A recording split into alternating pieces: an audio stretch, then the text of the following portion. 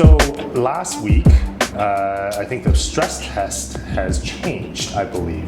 It may change. It may change. May change, yeah. Certain parts of it has changed, is that correct? So what happened is last Thursday, the OSFI, the Office of Superintendent of Financial Institutions, came out and with a proposal of raising the stress test from 4.79 to 5.25%, effective June the 1st. But the headlines on Thursday were a little bit misleading because some headlines actually said it was happened. Someone said it's happening, some say it may not happen, but it's proposed. So right now, no changes as of yet. But I would imagine where there's smoke, there's fire. And when the government wants to do something, well, they just do it, as we know. So what that will do is they're proposing that will raise the stress test to 5.25, which will basically take your borrowing power down by about 4.5%. And this is for mortgages that are for folks that have 20% down payment. So it's not going to affect CMHC mortgages as far as we know. So only under 20%, which is uninsured mortgages. Uninsured mortgages, exactly. So from 4.79 to 5.25 is what you'll have to qualify at. Even though your mortgage rate is, half of that, for example, you still have to show that you can make the payments if rates went up to that level. So it's interesting because we saw this come in a couple years ago, 2018, the government did the same thing. And there was a huge run up because I think they gave 4 or 5 months at that point. So there was a huge market run up because people were trying to close before the date that stress test came in.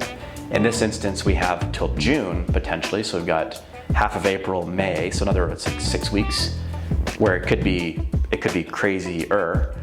But this is not in stone. No one knows the exact details quite yet. It's just been proposed. Sure. So why do you think this came about? I mean, for uninsured mortgages, you're looking at likely first-time home buyers getting into a smaller apartment. Yeah. Typically, these are not the people that already built equity in an existing home and moving to a bigger property. Absolutely. So essentially, they're trying to numb down the demand from the first-time home buyers who I think needs help the most. That's exactly. It's very counterintuitive because if you want to help people buy their first home, and we're not talking speculators or investors, these are people, a couple, a T4, just dual income households that don't probably own any other property. You're making it harder for them to qualify. Right. So it doesn't make, from that perspective, it doesn't make a lot of sense. I think the government is maybe worried about interest rates moving up, but we've seen nothing but the opposite. I mean, rates are still at all-time lows, even though fixed rates are, up maybe 0.5% since the lows of COVID. Variable rates are at the lowest ever, and so it's not going to help it's not going to help deter anybody from buying a home. It's just going to make it a little more harder. So they're going to have to get more of a down payment, maybe they get a gift from their parents, for example, but it's hard to say. I mean, really I think, and correct me if I'm wrong, because this is probably more of your expertise, but the actual problem with affordability is there's no supply. And if you try to build a house in Vancouver or a condo tower, there's so much red tape that comes into it. The cost of housing is really geared and kind of driven by more of the bureaucratic red tape in the city of Vancouver, especially. I mean, their permitting process, I've heard, is like 1.5 years behind. So I think there's just a disconnect between the local and the federal government in terms of how to actually help people. This does nothing to help affordability. All it does is make it harder, and you're going to have more people that are going to be forced into becoming tenants versus owners. That's it. Yeah, and I think you hit the nail on the head in regards to supply. That's what we've been talking about the whole time.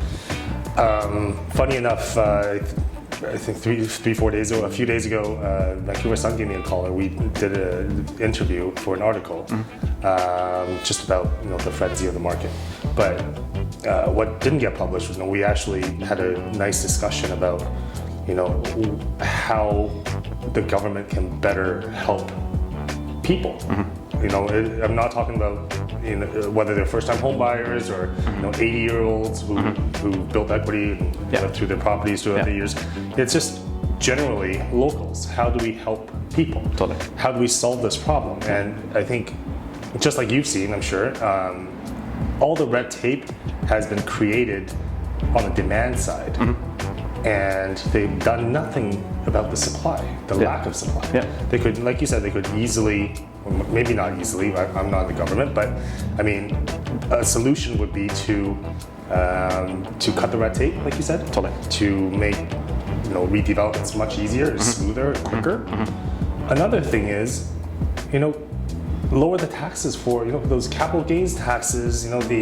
Just as an example, all these taxes that the sellers have to pay. If we reduce that a little bit, I think it would motivate a lot more sellers to sell. Imagine if you're a first-time home buyer in BC and the government said, no matter what your purchase price, there's no property transfer tax. There you go. That'd be a huge help for most people. Exactly. Right? But exactly. the government also makes billions of dollars on tax revenue on that too. So there's just there's the optics of helping the common folk buy a place, and then there's the government reality, which is the government reality is they need as much money and would like as much money as possible. Yeah. But it's not congruent with what the first-time home buyer wants, which is just help people get into a home. Yeah. I mean, it's simple.